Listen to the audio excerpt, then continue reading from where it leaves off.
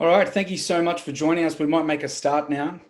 My name is Luke O'Connor and I'm the Industry Relations and Partnerships Manager for Support Act based in Melbourne, Victoria, where it's all happening right now. Firstly, and before I go any further, on behalf of our board and all our staff members, Support Act would like to acknowledge the traditional custodians of country throughout Australia and their connection to land, sea and community. We pay our respect to their elders past and present and extend that respect to all Aboriginal and Torres Strait Islanders people with us today. Thank you for joining us, and thank you to everyone else who has joined us for our second installment of On My Mind, which is called Sitting with the Hard Stuff. Today, I'm joined by Ash King from the Indigo Project. Thanks for joining us, Ash. Thanks for having me, Luke. It's great to be here. Great to have you again. The first installment was a fantastic presentation, and we're really excited about the kind of workshops we're going to be bringing to people in the music industry over the next few months, covering a range of topics. And we also invite you to provide us any feedback about what you think we should be covering in the future at Support Act. We value your feedback, and as members of the Australian music industry, it's important that we reflect the needs of our community. We're really committed to improving the mental health and well-being of the music and arts industries, and we're excited that you could join us today. It's a really big deal. We also need to acknowledge the support of the Australian government through the Office for the Arts and everyone who has donated to Support Act over the years for helping make this happen. The COVID-19 pandemic has created some pretty intense financial hardship for many out there, especially musicians, artists, crew, and music workers in general throughout the country. Many of you were the first to lose your jobs and your income, and our sector could well be a long time off recovery. So in response to that, I'd like to let you know about Support Act's Crisis Relief Fund. If you have worked professionally for over 3 years in the music industry, we encourage you to visit our website, where we are currently administering the Crisis Relief Fund, where we will help people to pay essential needs like rent, bills, mortgages, etc. So go and visit our website now. Also, on top of that, we provide the 24/7 Support Act Wellbeing Helpline, which is a 24/7 service, as I mentioned, available to all people in the Australian arts sector. And it's a free confidential counselling service available to anyone who needs to talk to someone about any aspect of their well-being. So I really encourage you to access that. There is also a new manager hotline. If you are a manager of artists or any kind of line manager in the music industry, you can now call our manager hotline. All information is available through our website at supportact.org.au. All of these our helplines are delivered in partnership with Access EAP, with funding support from the Australian government, staffed by professional counsellors who offer expertise in all areas related to mental health. That's covering depression, anxiety, addiction, suicidal feelings, as well as issues which can be mental health related, such as loneliness, relationship breakdown, financial stresses, etc. So on to today's workshop, Sitting with the Hard Stuff. As I said before, introducing you to Ash King, who's a provisional psychologist, psych researcher, and former full-time musician. Ash joins me on our regular sound check catch-ups via Facebook, where we talk all things mental health in the music industry. Is an active team member at the Indigo Project in Sydney, which is a psychology practice, thinks creatively about mental health. And you've heard just enough from me. So over to you, Ash. Thanks very much. Also, sorry to interrupt, but as we progress, if you want to add questions into the chat, I'll be interrupting Ash throughout to have those questions answered, and we'll have a Q&A at the end. Thank you very much. Absolutely. Thanks for the intro, Luke. And thanks everyone for joining today, especially, recognizing anyone who is going through some hard stuff at the moment. Shout out to everyone in Victoria who's under the new stage of lockdowns. Hopefully we can explore a few things in today's session that might help you make sense of maybe some of what you're feeling and arm you with some more tools to be able to sit with some stuff that's quite difficult at the moment. I'm just going to share my screen so we can kick off our presentation for the day. Here we go. Alrighty. So thanks again for joining. And If any of you were here last month, you might know the drill. Last time we explored unhelpful thoughts and unhelpful thinking patterns.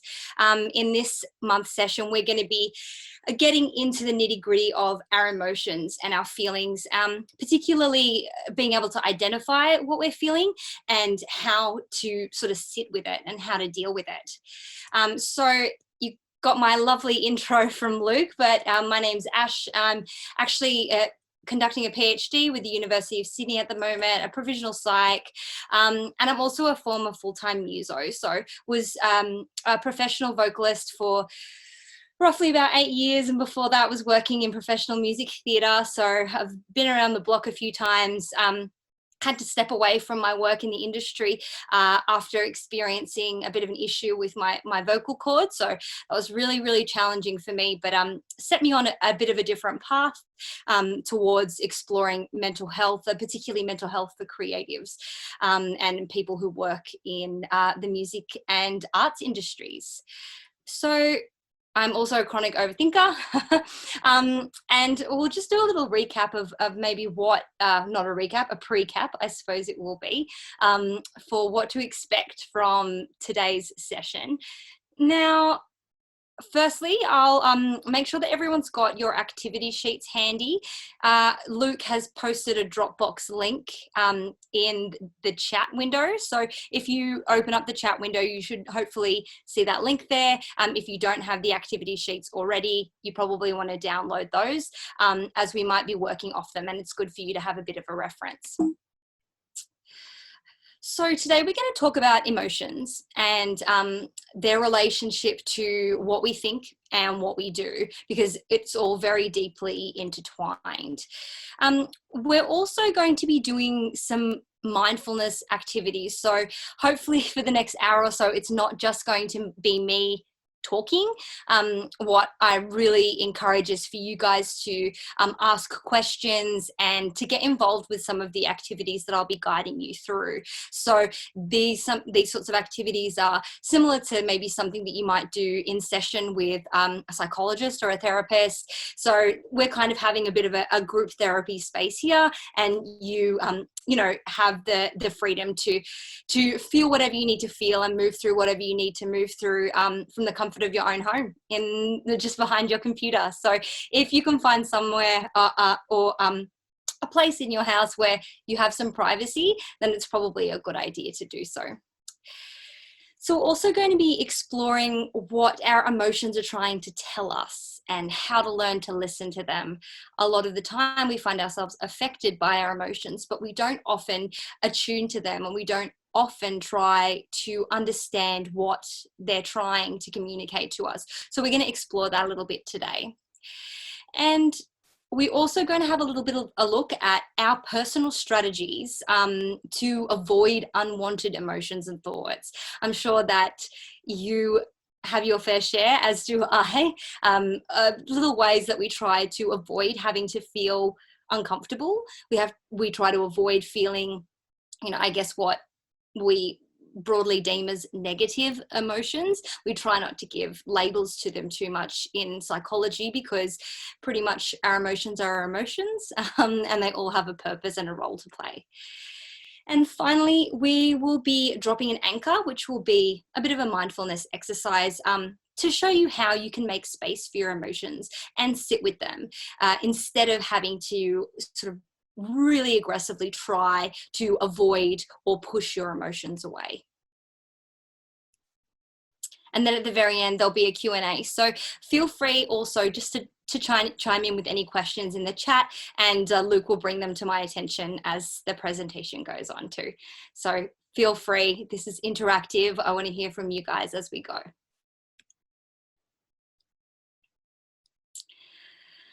Alrighty, riding that big wave of emotion. It's real. But what is emotion? Like, what are emotions? It's kind of a strange thing to think about, because we've been experiencing them ever since we were born. They seem to live and exist in our body, but a lot of the time we don't give them a lot of thought. So Emotions are brief physiological responses, and they're often linked very closely to thoughts, feelings, and behavioral responses. So different things that come up in our head in terms of what we're thinking, and behavioral responses in terms of what we're doing.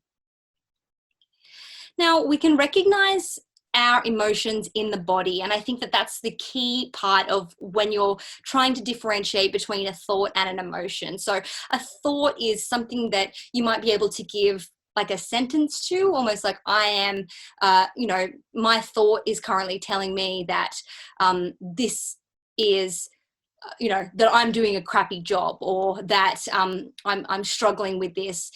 And our feelings are the things that we then respond to in our body. So through our breathing, our heart rate might change, we might get sweaty, we might get clammy hands, and things like our hormone levels might also shift.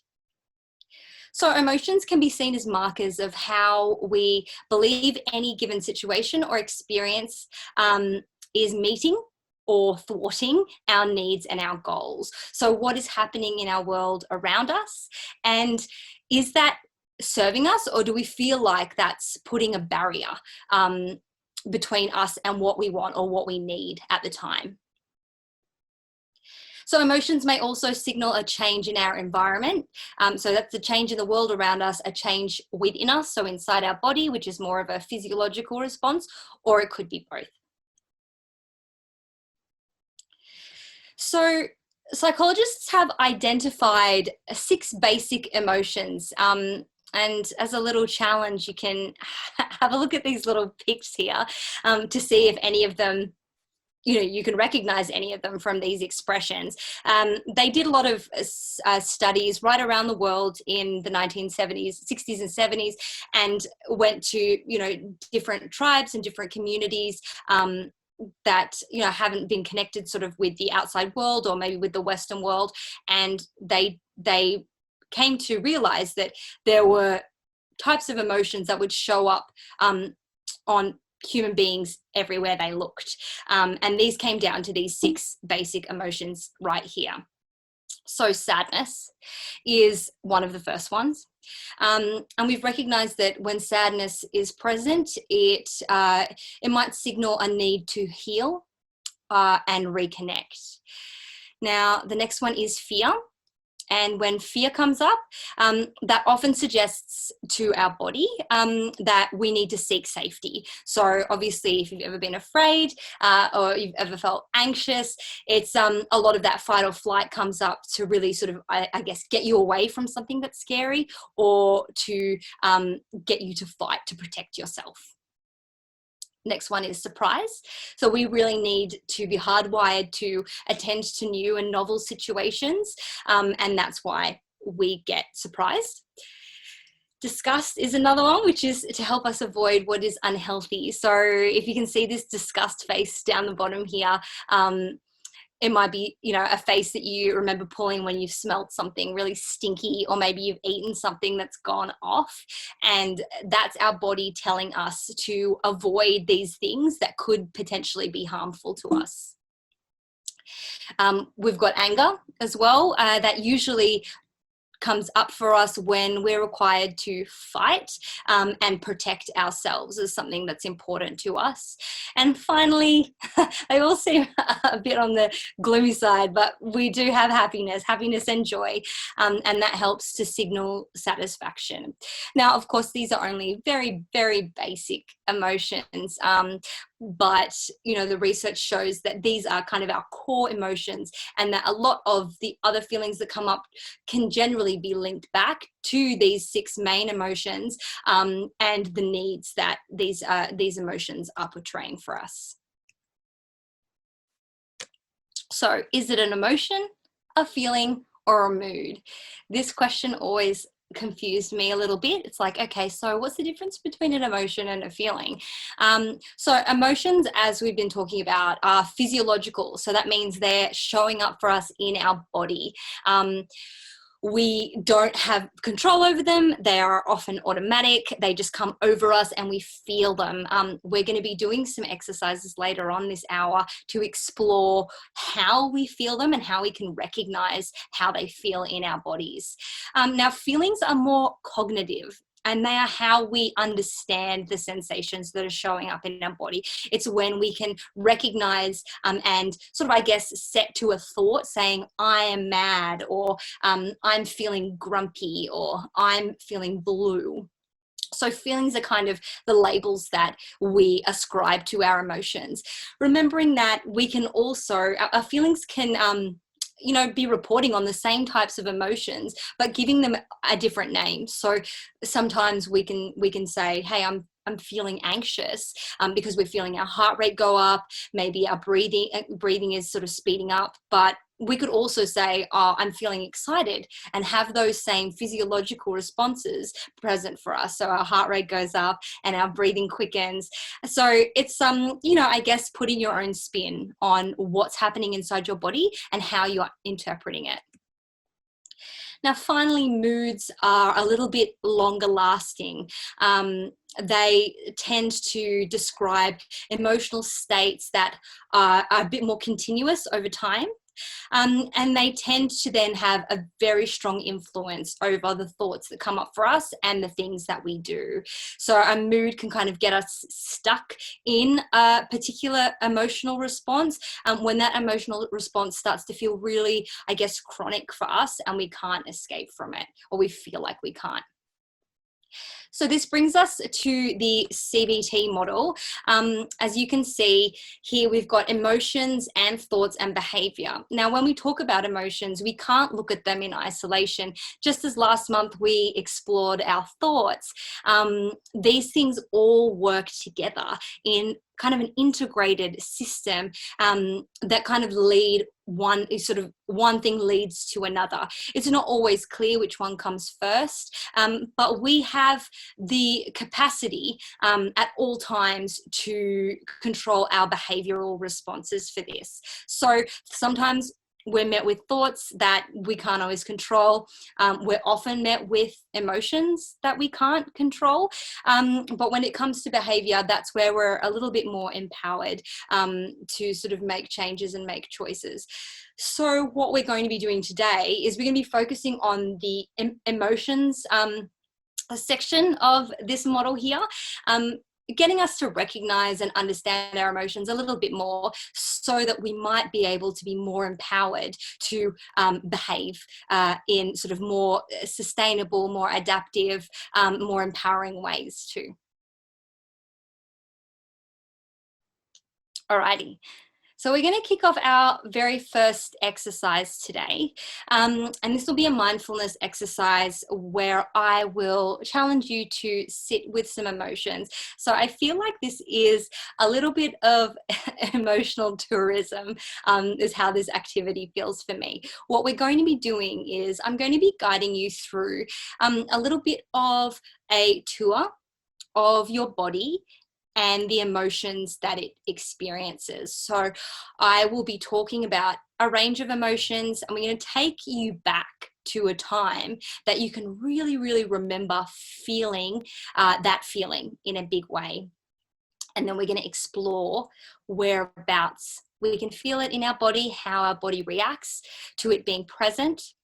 And then we will sort of keep riding along this tour to have a look at a few different emotions and see how they are different from one another, and see how they feel different, see how we experience them differently. So to kick off, it would be great if you had a nice private space for this exercise. Sometimes it can be challenging, and sometimes it can bring up some surprising or uncomfortable things for you. So just know that this is a really safe space for you to go through whatever you need to go through, and yeah, for you to have full license to feel however you need to feel. Remembering that feelings can't hurt you. They're an experience that's extremely human and extremely natural. And the point of this whole workshop is really to get you to understand that a little bit better and a little bit deeper. So if you've got headphones, that would be great, especially if there's a lot of noise around you. But otherwise, to kick off, I'll just get you all to close your eyes, or just allow your eyes to sort of softly focus on something in front of you that's not going to sort of hijack your attention. And with your eyes closed, I'll just ask you to take a moment or two to feel nice and heavy and grounded in your seat. So whether you're sitting on a chair, maybe sitting on the floor, you're just feeling your feet maybe pressing into the ground, or maybe your sit bones pressing into the chair or the floor beneath you.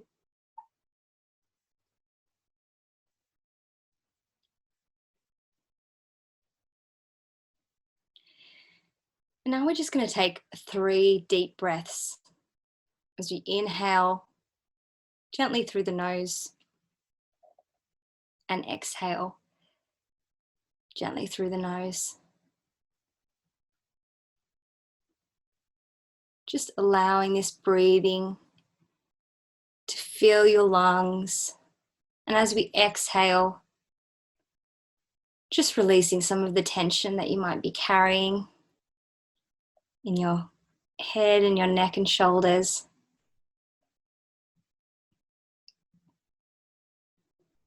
And one more nice deep breath.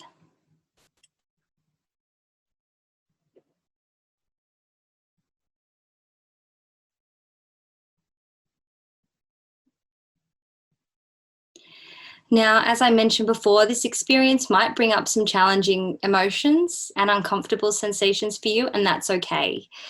Give yourself permission to be vulnerable here. No one is watching you. This is your time, and this is your space. So with your eyes closed and you're gently breathing, I want you to visualize a place where you feel very safe and comfortable. Just create this space in your mind's eye. It might be a space that exists for you in the real world. Maybe it's one that you've made up in your imagination. I want you to feel fully present in this space. Observe it. Are you indoors or are you outdoors? What colors might surround you? And what sounds can you hear?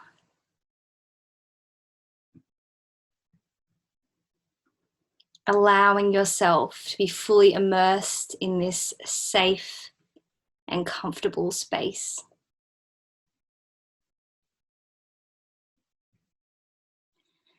Now I'd like you to notice how it feels to exist in this space. How does it feel in your body? How does it feel to be safe and comfortable?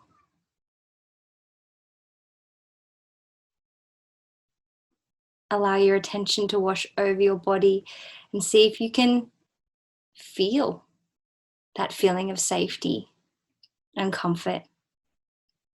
Perhaps in your chest, perhaps in your face.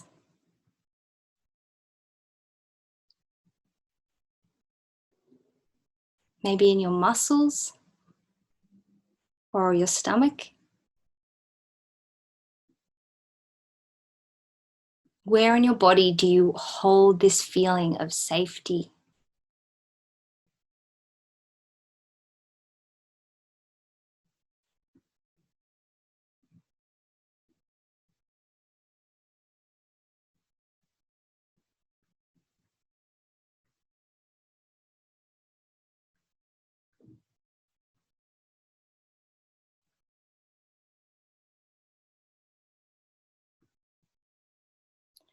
Now we're going to continue on with our tour.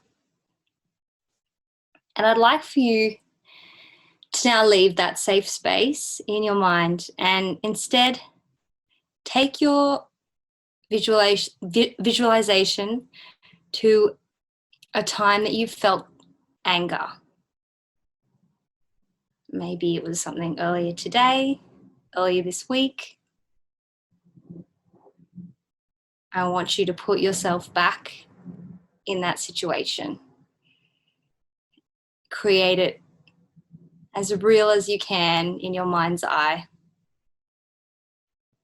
What happened?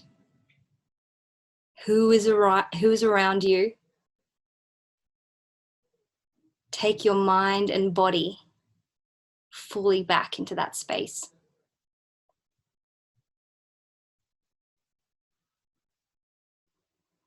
As you're feeling that anger come up, I would like you now to notice what that feels like in your body.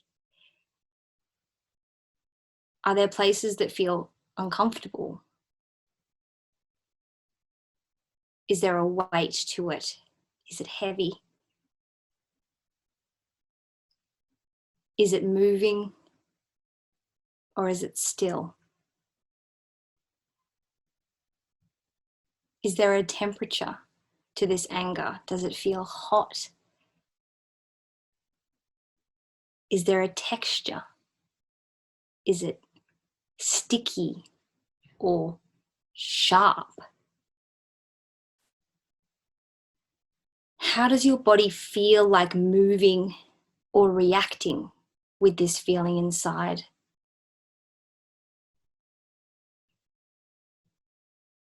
Just scanning through the body and really allowing yourself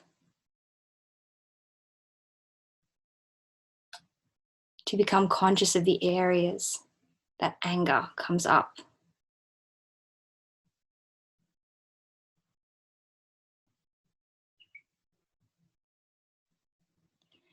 Now we're going to take a nice deep breath in, and as we exhale, just letting go of that recollection of anger.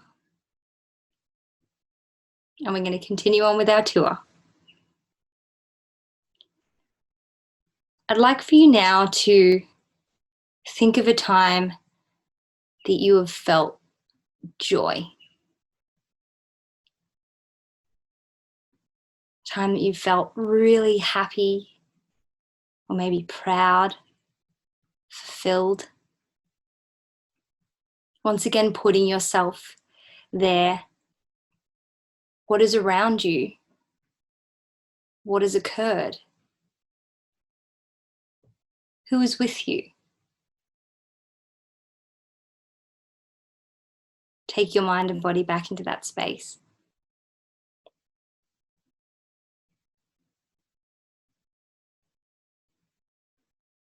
Now I'd like you to notice what that feels like in your body. How different does this feel? Are there places that feel light, that feel spacious? Is there a weight to this feeling? Is there a temperature?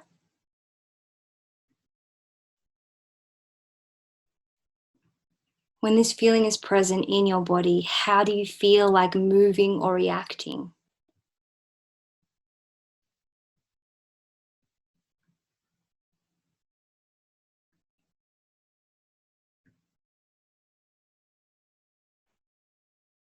And taking a nice deep breath in and exhaling through the mouth as we continue on with our tour. And this time, I'm going to ask you to think of a time you have felt fear or anxiety.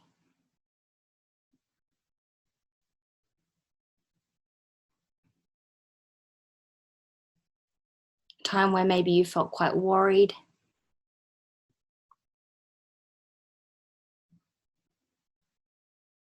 Notice what that feels like in your body. Can you feel it in your face, in your neck and shoulders?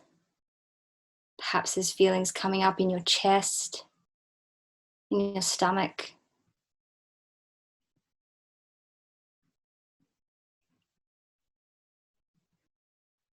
What areas of your body feel uncomfortable? Is it moving or is it still? And how do you feel like reacting as you sit with this feeling?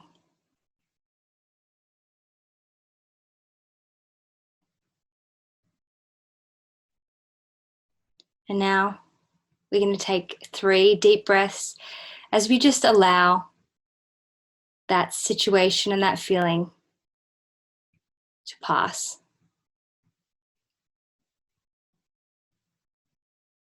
Allowing yourself a deep breath in through the nose and out through the mouth.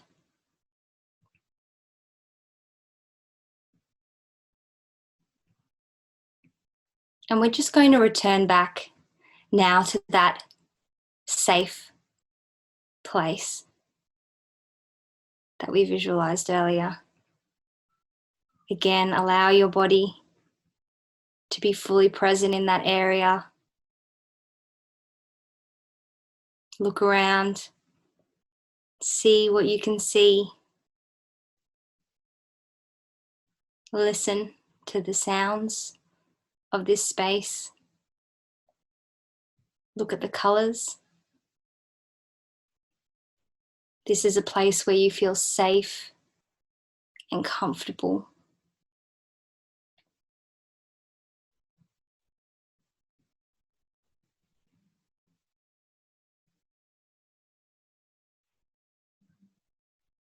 And just checking in with your body here now. After experiencing a few different, very different types of feelings, how does this feel different? How does your body feel in this safe and comfortable space?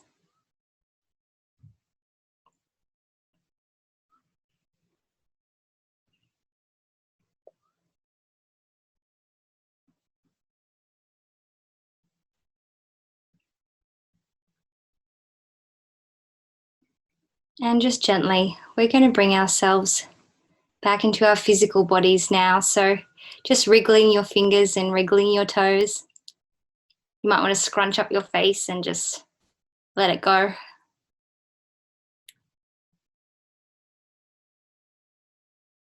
And then when you're ready, just softly opening the eyes and bringing yourself back.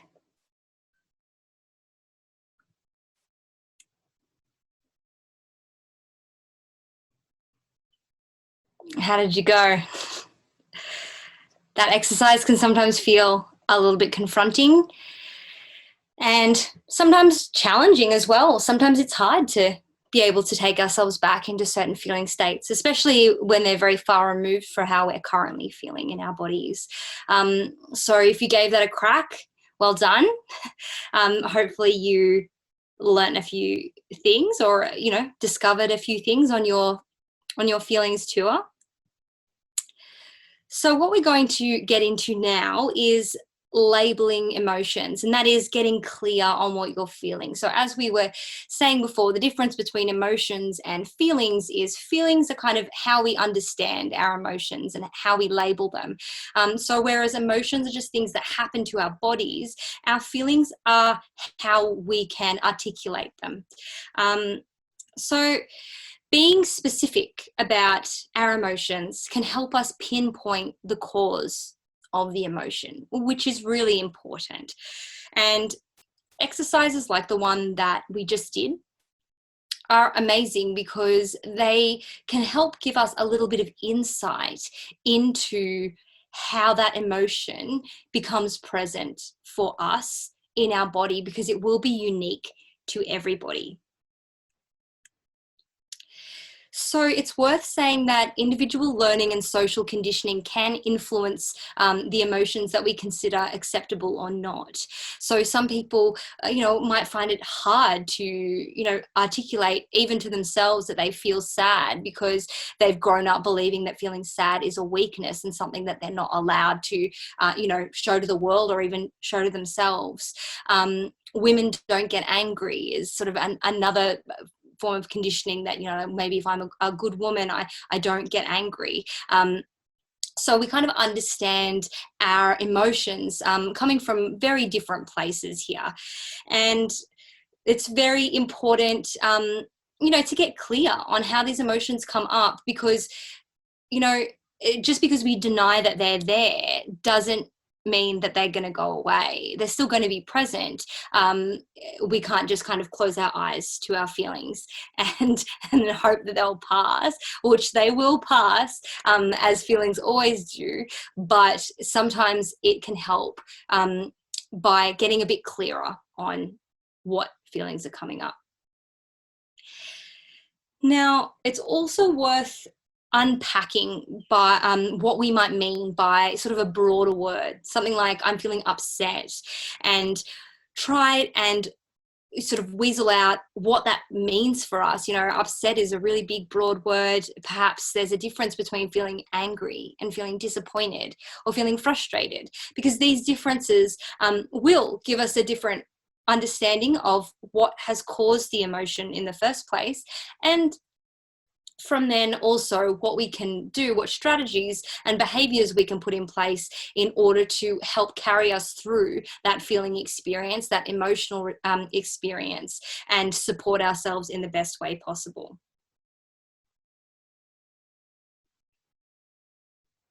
So on your worksheets, I've given you a copy of the wheel of emotions here. So as you can see in the center, it's got those different feelings that we discussed earlier as the 6 basic emotions here. And then we can see how from there, a bunch of different ones will come out that are sort of linked back into those 6 main categories too. And then as we get further and further out, then we can kind of see where they sit. So sometimes some feelings, might brush over a couple of different areas on the wheel, like feeling threatened, might also, look like anger on the outside in terms of how we respond to it. But sort of generally feeling threatened is a fear response. So understanding how fear and anger sit differently inside our bodies and how those emotions come up in different ways is really, really invaluable information when it comes to understanding ourselves and our emotions. Hi, Ash. We had a really good question. Yeah. A lot of people understand mental health through things like diagnoses like depression, anxiety, etc. Mhm. How do some of these emotions that we're talking about here relate to those conditions? And if Yeah. we get to it later, that's fine, but thought we'd chuck it in there right now. No, that's an awesome question and a really good time for it to come up actually, because it's completely relevant. So what happens in sort of diagnosable disorders to do with mental health, they can often be found sort of within this framework of emotion. Now, a mental health condition such as depression or such as anxiety is not all about our emotional responses, but indeed it has a great deal to do with them. So something like depression, you would find someone existing in that sad space a lot. And that, sort of maybe having a lot of those feelings of being sort of vulnerable or feeling guilty, despair. So as you can see, depressed is just one of those little offshoots of sad. And what happens with something like depression is then that the thoughts that come up will perpetuate that emotional response. So, once you're feeling sad, the thoughts that come up are like, oh, you're feeling sad again, you're useless, you're worthless, etc., which just makes someone feel worse. Yeah, so you'll just feel even more sad and find yourself kind of in this loop.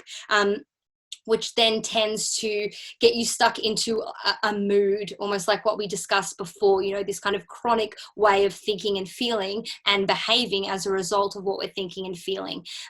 Something like anxiety exists more on the sort of the fearful part of this feeling spectrum here. So where we're always feeling quite scared or worried, we're perpetually afraid of being rejected or maybe seen as weak. And so those feelings will come up for us quite a lot. And then again, our cognition, so the thoughts that we have to try and, or not to try to understand, but I guess they just come up to try to explain what we're feeling, often make it worse. So they'll say, you know, you're not prepared enough for this, or you're going to fuck up and do a bad job, or everyone's going to laugh at you. And that just makes you feel more fearful and more anxious and more stressed and, you know, more rejected or threatened. So yes, it's a really good question. And you'll find that a lot of different conditions will exist somewhere where these feelings are very present. But a lot of the time, it's when people don't have a very good understanding of these feelings. So it's quite a reactive response to these feelings. These feelings do not cause anxiety. These feelings do not cause depression. So you can't be sad and it cause you to develop depression. There needs to be a lot of other elements at play here. And I think that that's where things can get a bit confusing, because we worry that, you know, oh, if I entertain this, you know, fearful emotion, or if I entertain this sad emotion, oh, well, I'm going to get depressed, or I'm going to get anxious. It's a completely normal interpretation, I think, especially when we have not really got much of a relationship with our emotional self.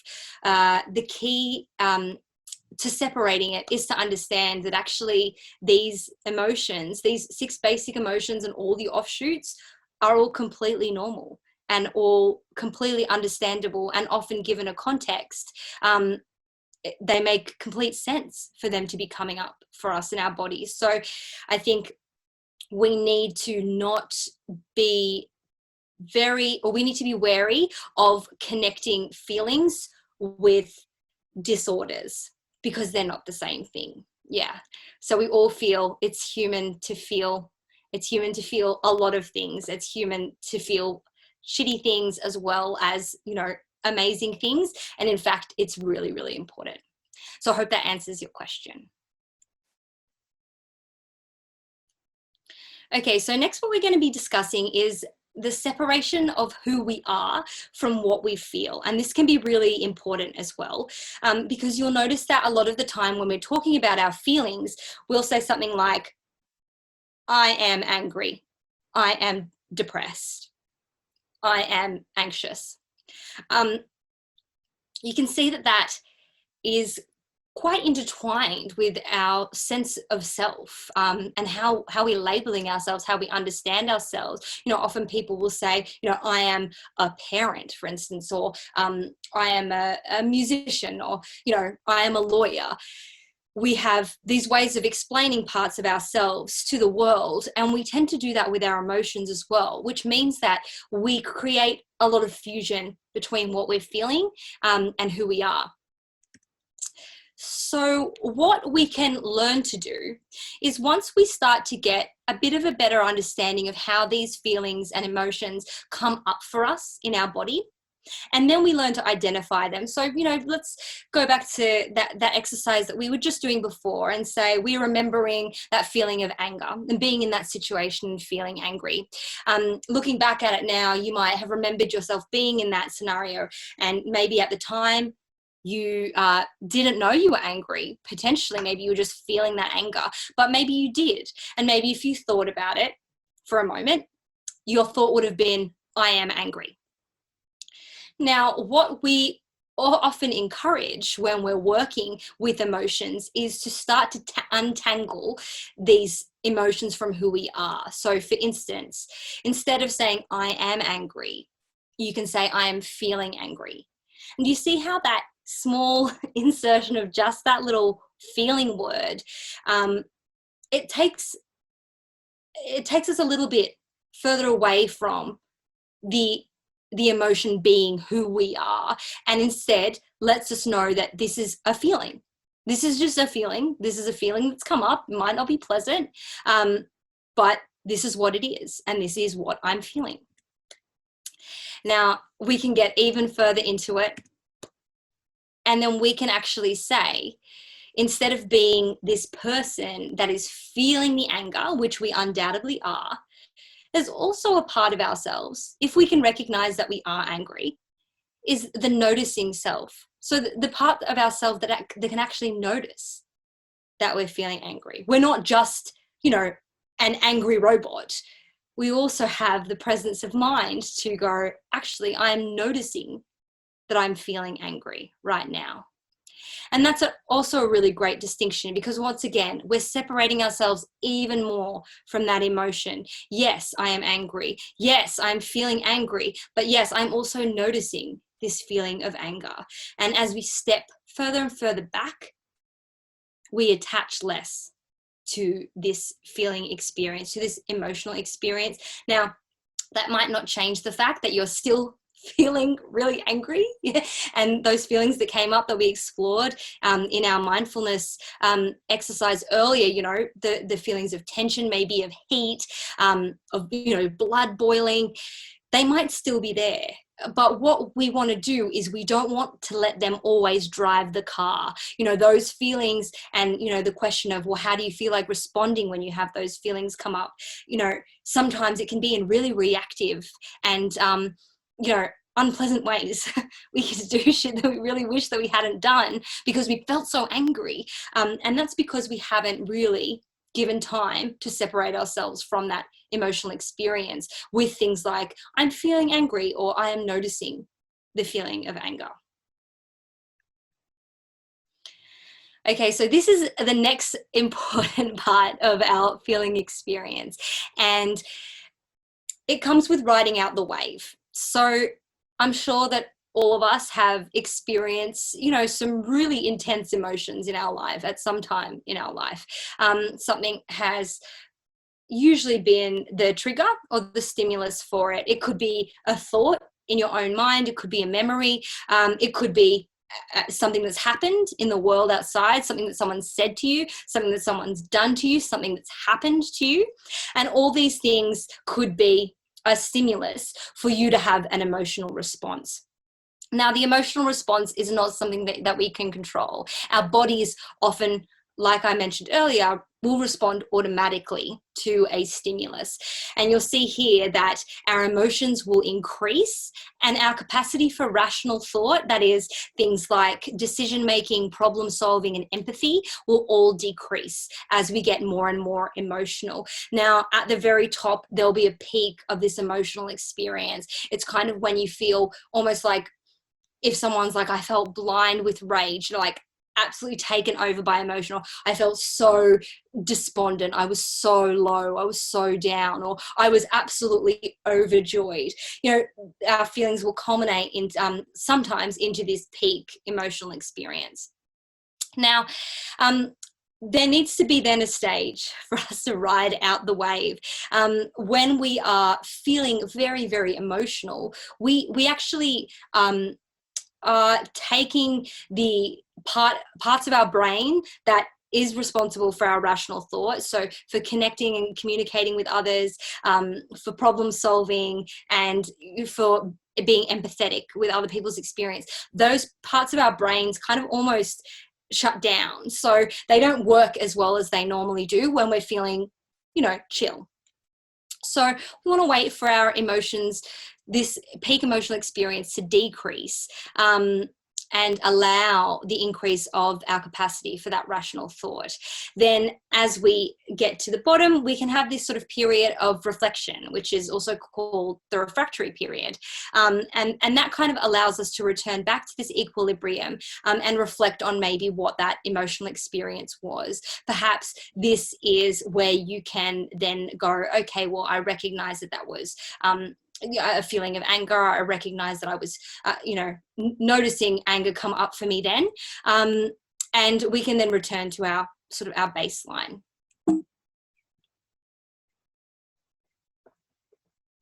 And that was kind of just what I was chatting about. So this is pretty much, you know, evidence that you can give yourself when you need to take that time to cool down. And, you know, when someone is like, what, can't you just chill out? You know, like they think that by saying something like that, oh yeah, awesome, like great, all my feelings are now just going to go out the window because you told me to calm down. It's like, why telling someone to calm down literally never works, because you need to allow yourself to ride out this wave. You need to allow yourself to ride out this wave. You know, feeling that emotion in your body, it's not going to do anything. It's not going to hurt you. Our emotions can't hurt us. Often we are scared because they feel uncomfortable, but essentially there is the end of the wave.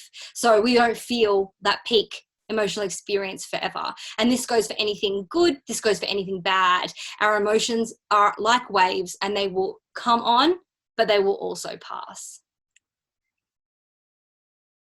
Okay, so we're going to do another quick activity, and we're going to talk about the costs of avoidance. And this is exploring how we deny our emotions and the price that we pay for denying our emotions. So I'd like for you to have a little look at your activity sheets here. There's going to be one, I think it's the very first sheet that you can find. And it's labeled the costs of avoidance. And that's what we're going to chat about today. Now, we're not going to do the full exercise because this is something that maybe is quite time consuming, something that you can maybe work on in your own time. But what we're going to do is focus on one thing. So you'll see at the very top of the worksheet, I've asked to complete the following sentences. The thoughts, or the feelings or sensations I'd most like to get rid of are. I'd like for you to just think about one.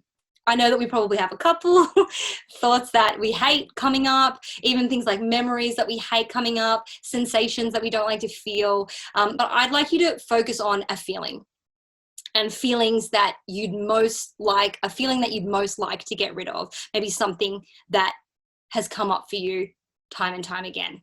And you're like, oh, hate this, can't stand it. Pop that down.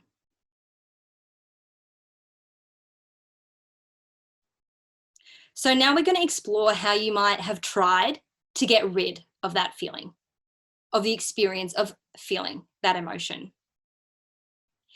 So we're going to go through this little guide to see which of these you might have tried in your own time. Okay, so the first one is distraction. Now, again, this worksheet says to list everything that you've ever done to distract yourself from this emotion or to zone out from this emotion. Now, we might not have time for you to list absolutely everything, but maybe it's something that you recognize that you do a lot to get rid of this feeling. So, or I guess to avoid confronting feeling this feeling. So maybe something like you play video games for hours. Maybe you overwork. Maybe you oversleep. Maybe you emotionally eat. Pop something down that you know comes up as a distracting or avoidant behavior when that feeling is present and you don't want to feel it. Okay, so the next one is opting out. Now, I'd like you to think of maybe an activity, an interest, an event, a person or a place that you have avoided or withdrawn from because you did not feel good, because that feeling maybe came up for you, or you wanted to avoid bringing that feeling on at all.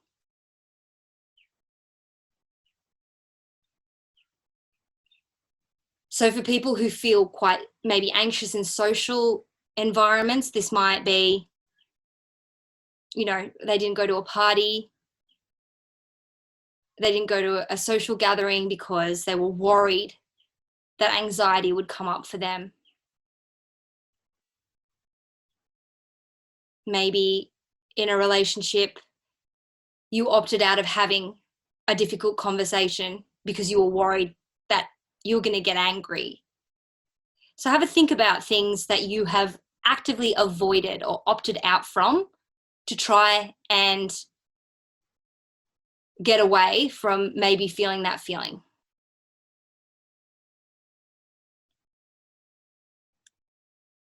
Okay, our next category is thinking strategies. And we're going to have a little explore about the different ways of thinking that you have tried deliberately or maybe subconsciously when painful feelings started showing up. So having a little look at that list there, that's on your worksheet, there's a lot of different things. Maybe worrying is in there, blaming others, blaming yourself, thinking about suicide, dwelling on the past. There's a lot of different types of ways that we think about things when painful feelings come up. And some of these styles of thinking don't altogether help too much.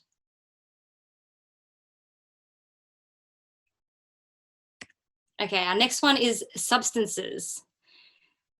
I'd like you to think about all the substances that you have ever used to try and feel better. So this could be, again, like we mentioned before, overeating, food, it could be drinking, cigarettes, drugs. When you feel like these feelings are coming up and you're like, okay, this is what I'm going to do.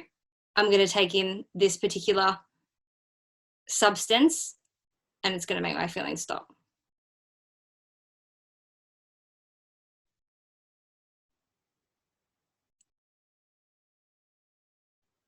And finally, anything else. So just have a quick think if you can think of any other ways that maybe you've tried to distract yourself, or you've tried to opt out of feeling, or you've tried to get rid of your feeling by doing anything, thinking a certain type of way.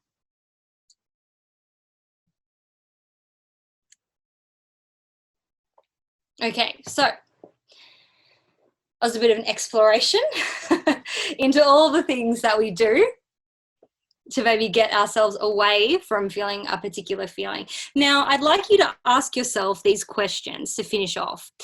Did this behavior get rid of my painful thoughts and feelings?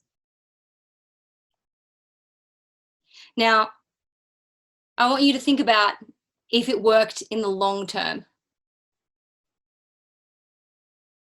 So did it actually, maybe it took the edge off at the time, but did it actually help get rid of those feelings in the long term? Next question is, did any of these strategies bring you closer to a rich, full, and meaningful life?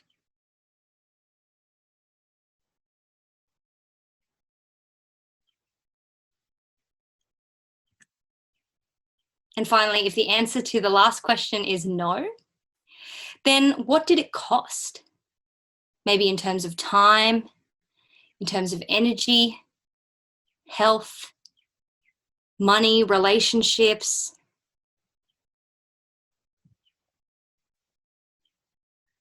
So you can write these down if you want, or you can just spend a minute or two just reflecting. How did these practices and strategies that maybe we've been doing for most of our lives, how did they actually help?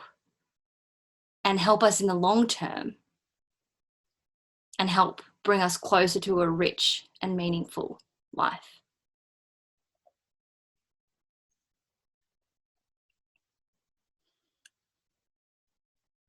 So an exercise like this can be kind of confronting as well. We can really realize in these moments when we kind of take this space to look at things a little bit more rationally, how much we really don't like being with feeling that doesn't feel good for us, even though it is completely human and completely natural. And these feelings come up as a signal, letting us know what we need. Often we don't listen to these signals, and often we spend all our energy trying to shut them down. or get away from them. So this is where we drop the struggle. And our emotions are uncomfortable, yes, at times, but ultimately they can't hurt.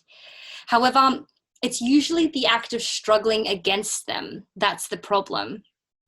It's almost like, you know, taking yourself into the riptide, right? And if you're stuck in it, the thing that we're not supposed to do when we're in this rip is swim, swim, swim, swim, swim, swim, swim to try and get out of it, right? This is exactly what we do when we are feeling and we don't want to feel. So we struggle against the feelings. We try to push them away. We try all those techniques that we learned before, that we just explored before. So the distractions, opting out, substances, those thinking strategies, we try to swim out of the rip of our emotions, and it doesn't work. It, in fact, usually just makes things worse. So how do we stop struggling? You know, how do we stop this desperate need to get rid of or escape from our feelings when we know now that our feelings and emotions are uncomfortable, but ultimately they cannot hurt us, and they are ultimately human and natural and necessary? And this is where we're going to learn to play our ace. And this is acknowledging and making room for emotions. So this is where we're going to learn a little bit more about how to create some space between our emotions. And we're going to say, okay, look, emotion, I'm not a huge fan of you being here and me having to experience this, but I understand that you're going to pass. This isn't permanent. This isn't going to hurt me. And I'm going to do more damage if I really try to get rid of you than just to go, you know what, I guess you're here, just for now. All right, so playing our ACE is a cute little acronym where we're going to go through our A and our C and our E's to remind ourselves of what each of them stand for. So firstly, when we have this emotion coming up for us. Now, again, if you're feeling, you know, in the throes of emotion, maybe sometimes this type of thing, you know, you need to wait until you're riding out that wave, and that's fine too. You just want to acknowledge that you're feeling those feelings. So acknowledge whatever thoughts and feelings, emotions, memories, etc. are present. It can be useful to put these into words. So that might mean to say them out loud or write them down. And this will help you make space between you and your experience. So we've already done some of this today. This was, you know, in our act of, in our mindfulness visualization, we asked ourselves, you know, if our feelings were moving or stationary, where do they sit in the body? How deep are they? You know, where are they the most intense? Where are they the least intense? You know, starting to get to know what different feelings feel like, what different emotions feel like, and then being able to label them. This is anger, or I am feeling anger, or I am noticing that I'm feeling anger. And this helps create that little bit of space between that emotion and how we understand it, and sort of how we allow it to influence and take over us. So that's the first step, just acknowledging your inner experience. Yeah. And we don't have to acknowledge it with any judgment. Often we come at it with like feelings of guilt and going, oh, I shouldn't be feeling this way, or that's a stupid thing to feel. Like, why do I feel like this? And again, that is just us swimming against the rip. Yeah. So here we're just acknowledging the experience for what it is. I'm seeing anger come up. Yes, I'm noticing I'm feeling anxious right now. Okay, so the next step, we've acknowledged what we're feeling. So now it's time to come back into our bodies. Now, we can help ourselves regain self-control by bringing ourselves back into a physical space. So sometimes it can help to move or stretch. You can stand up and walk, alter your breathing. So sometimes people like to put their hand on their chest and just feel their chest rise and fall.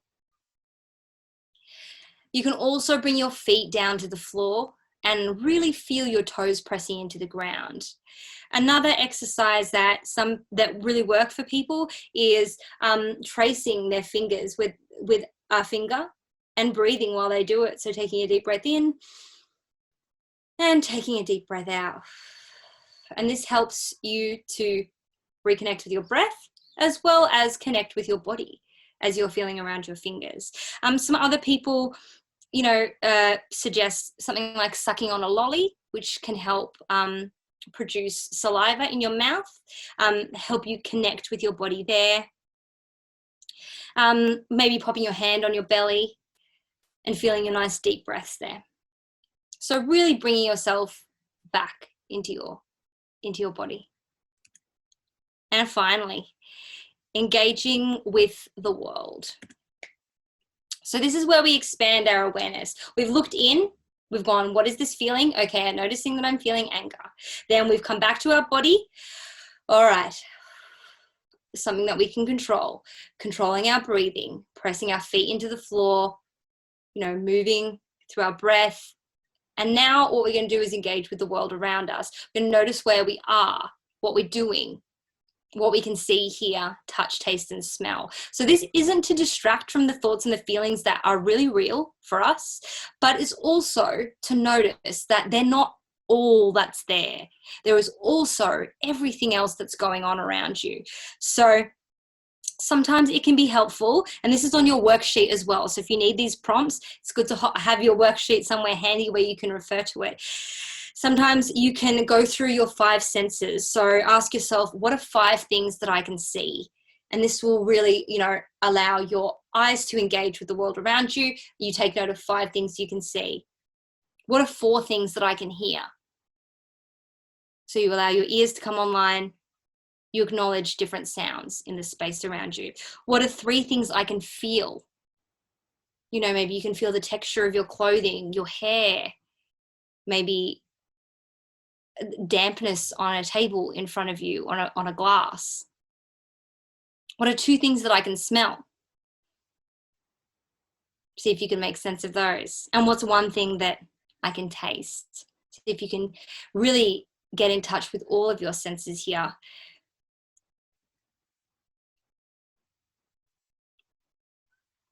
All right, so we chatted a bit, and we're only going to briefly brush over this here, but our emotional needs, as we explored with our 6 main emotions, taught us that different types of emotions come up for us for different types of reasons. Now, there's a lot of different other areas here that can also express what our emotional needs are.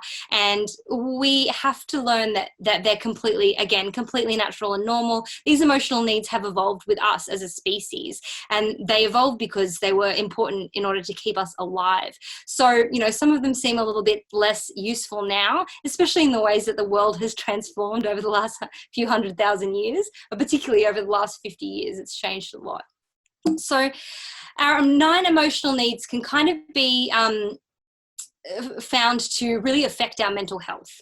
So the first one is security, and this is our need for a safe environment, which is essential, and also why it was great where we did our exploration of that safe space where we can really connect with that feeling of safety inside of ourselves, which really does help us sort of regulate our body and bring ourselves back to baseline. And a safe environment where we can thrive as well is essential too. So not just somewhere where we can survive, but somewhere that we can thrive, somewhere that we can grow and do all the things that we want to do. So the next one is attention, and someone to give us attention and to receive attention. So you can see sometimes that, feelings of loneliness might come up when something like attention is maybe lacking for us. Control is something that we also need, and having a sense of autonomy and control is really important. Sort of feeling like our life is, being whipped back and forth without any control, it can really affect us emotionally. So being able to understand what things we have control over and what things we don't is really important. community. Of course, that goes without saying, is feeling connected is really important to us, as is intimacy. And so that means feeling seen, feeling like you can be really present with others and they can recognize you and see you for who you are. Status is also something that's important to us, feeling like we have a sense of influence maybe within our communities. Another is achievement.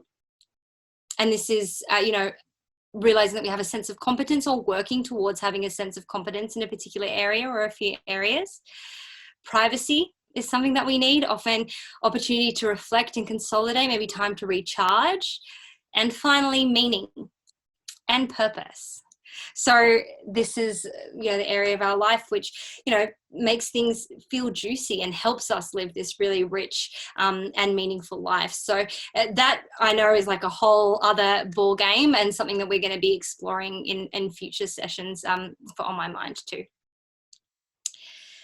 So we're kind of all about to wrap up here. I'd like to leave you with a couple of my favorite quotes regarding feelings, is that feelings aren't facts. So while feelings are signals, letting us know what we might need, just because we feel a certain way doesn't always mean that we are. Sometimes that we might feel, I feel hopeless, or I feel bad, like I feel, stupid. Just because we feel those ways doesn't actually mean that they're true. So we need to make sure that we can stay clear on the fact that our emotions are something that's happening inside our body, but our feelings are how we're making sense of it, and they aren't always real and true.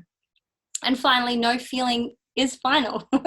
So when you are having those throes of big emotional responses, understand, or at least allow there to be some space in your mind to recognize that this is not how it will always be. No feeling is final, and all feelings will go, just like we discussed with the waves. Finally, on your worksheets, this is something that I'm going to leave for you, and something that we did last month. And what this sheet is here, is an exploration of a particular situation that might bring up quite a big emotional response for you. So maybe in the next week, or maybe in the next month, I'd like for you to at least try to put one or two situations in here that brought up some big emotions for you. Yeah? Maybe things that weren't altogether very uncomfortable. So I'd like for you to take the time to reflect on the situation. I'd like you to write down what happened, who was involved, where you were. And then I'd like you to think about that feeling response that you had, that emotional response of, all right, well, what came up in your body and what label did you give it? Okay, so I think I was feeling, anxious. I think I was feeling scared. I think I was feeling worried, and pop that down as your emotional response. See if you can tease that apart from the thinking that also went through your mind at the time. So as we explored in our first On My Mind session, automatic thoughts often come up, and they're hard to distinguish between our feelings and our thoughts at times. But sometimes the things that we're thinking can then make us feel bigger in certain ways. So maybe the thought was, oh, I'm going to really stuff up this thing for work, or I'm never going to get another job again. And that makes you feel stressed and anxious and overwhelmed. So you can see the relationship between those two. And finally, just like we were talking before about the different behaviors and strategies that we do in order to respond to our emotions, what did you do? How did you behave? If it was anger, did you yell at someone?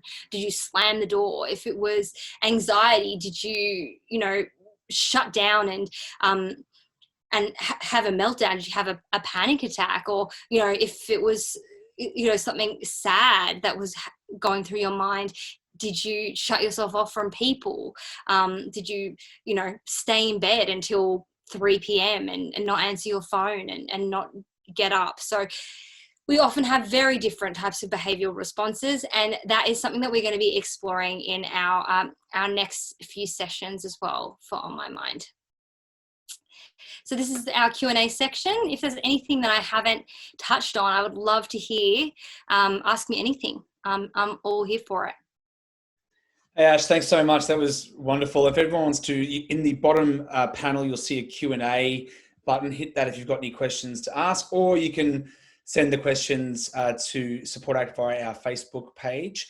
I've got a question first, Ash, which is, I mean, all people handle their emotions differently or acknowledge their emotions differently. Do you think that the kind of the exercises you've given us today are good for anyone, and it's just all about finding that little moment with yourself to think about how you're feeling about things? Look, it really does depend on you and your level of emotional response. So if this is something that is really challenging and difficult for you, then what I would recommend is for you to reach out and get some support around it, because our emotions can completely take us over. And unless we start to work on those strategies that help us get a little bit more in control of them to a certain degree, or be able to sort of sit with them, it's going to be hard to do any more work on ourselves. So I would definitely, reach out to the Support Act helpline, and you can chat about things like how you're feeling and what emotions are coming up for you. Sometimes just being heard as well, and being validated in your emotional response can be really helpful, and make you feel a little more human. Sometimes when we're just in our own heads, we can guilt ourselves up for things, we can make ourselves feel bad, we can try and punish ourselves out of feeling. But I think that, like I've been saying this whole thing, it's such a human response, and it takes time. So it just like you would practice anything that you want to get good at. You're not going to be able to do this once and for it to work, like every time. This is going to be something that you want to be mindful of and conscious of all the time, in all your different, every time these feelings come up for you. So something that you want to continue to check back in with. Yeah, excellent. And we've had some feedback. It's obviously a very meaty topic today, talking about emotions, and that a lot of people will probably come back to us with questions later on once they've processed it. We do have a question though. Hi Ash, I've had trouble taking to CBT sessions in the past. Are there other models you might recommend? A friend has recommended DBT instead, but I have to do more research. Yeah, that's an awesome question. For all of you non-psych nerds out there, CBT and DBT are just acronyms for therapeutic approaches. CBT is the cognitive behavioral therapy model that I mentioned earlier, with our triangle. Now, a lot of the elements of this chat were to do with CBT. As well as another type of therapy called ACT, which is acceptance and commitment therapy. Now, if CBT hasn't worked for you in the past, Rebecca, I completely feel you, and I've been in the same place with therapy before. There's limits to all different types of therapies, and you really do need to sort of land on something that will connect with you. And sometimes CBT can be a little bit clinical. In terms of some of the approaches that we explored today, the ACT stuff, where you're sort of acknowledging your feelings and not really trying to get rid of them, but allowing them to be there. That might be something that you can just experiment with and see how that feels for you.